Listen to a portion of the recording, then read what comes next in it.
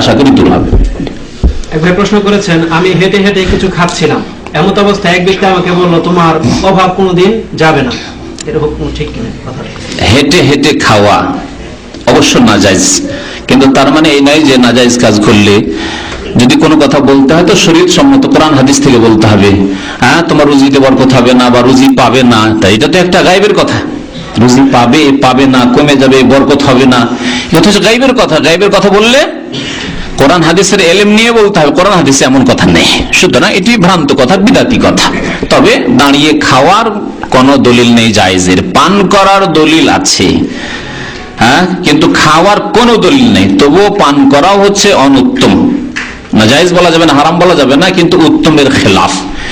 কেউ কেউ আবার বলেছেন না, শুধু উজুর পানি আর জমজমের পানি। তবে অন্যান্য আবার বলেছেন না, উজু আর জমজমের পানিতে খাস করার কোনো প্রয়োজন নেই। অন্য পানীয় কখনো কাজবশত দাঁড়িয়ে যদি পান করে নেই পানীয় বস্তু, তাহলে জায়েজ আছে, কিন্তু উত্তমের বিপরীত করলো, মানে অনুত্তম কাজ করলো, অপছন্দনীয় কাজ করলো, আর কোন গুনার কাজ করলো না।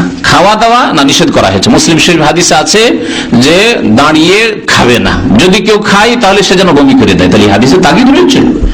সুতরাং দাঁড়িয়ে খাবেন না। 2 নম্বর কথা, দাঁড়িয়ে খাওয়া অভদ্রতা। দাঁড়িয়ে খাওয়া অভদ্রতা।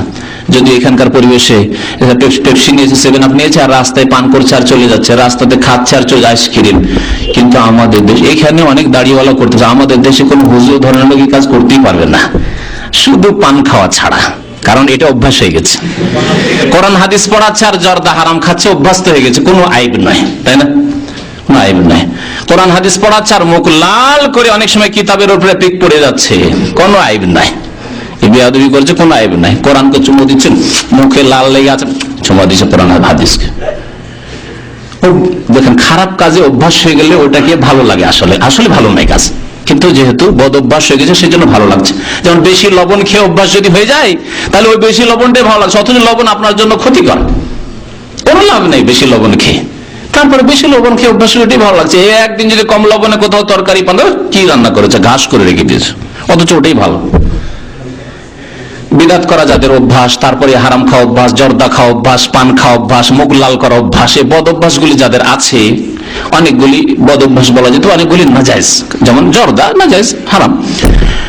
তো এগুলিকে ভদ্রতার সাথে মসনদে দর্শে বসে কোরআন হাদিস পড়াচ্ছে মাদ্রাসায়, কি করে খাচ্ছে, অথচ বিড়ি সিগারেট তাদের এক শ্রেণী আছে, বিড়ি সিগারেট পর্যন্ত খায়, হুক্কা পর্যন্ত খায়, বোঝে এই ওলামা কি শান হয়।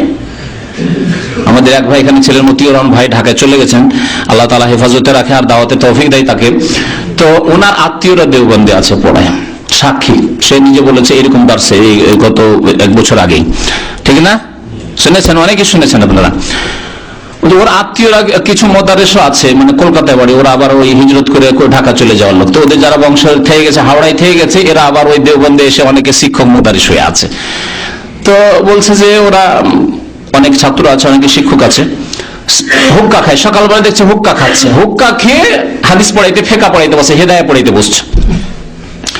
তো জিজ্ঞাসা করেছে কোন ছাত্র, যে হাজরত ইয়ে কেসা হ্যায়, এটা কেমন হইলো হুক্কা খাওয়াটা? কারণ আমাদের এলাকায় যেটা আমরা জানি, হুক্কা খাওয়া, কলকি খাওয়া, এটা হিন্দু চাইমন্ডলদেরকে খেতে দেখতাম, নিকৃষ্টগুলোকে। তো কেমন লাগছে যেন, আর কোরআন হাদিস পড়াইতে, ফেকা পড়াইতে বসবে, হেদায়া পড়াইতে বসবে, হ্যাঁ, আল্লাহ এবং রাসূলের কথা, উলামায়ে কেরাম, আইম্মায়ে কেরামের কথা, আর হুক্কা খেয়ে। জবাবে বলছে ওই মুদাররিস, দেওবন্দের মুদাররিস বলছে, ইয়ে উলামা কি শান হে, এটা আলেমদের শান নাকি, হারাম খেয়ে শান বাড়াবে, আউযুবিল্লাহ।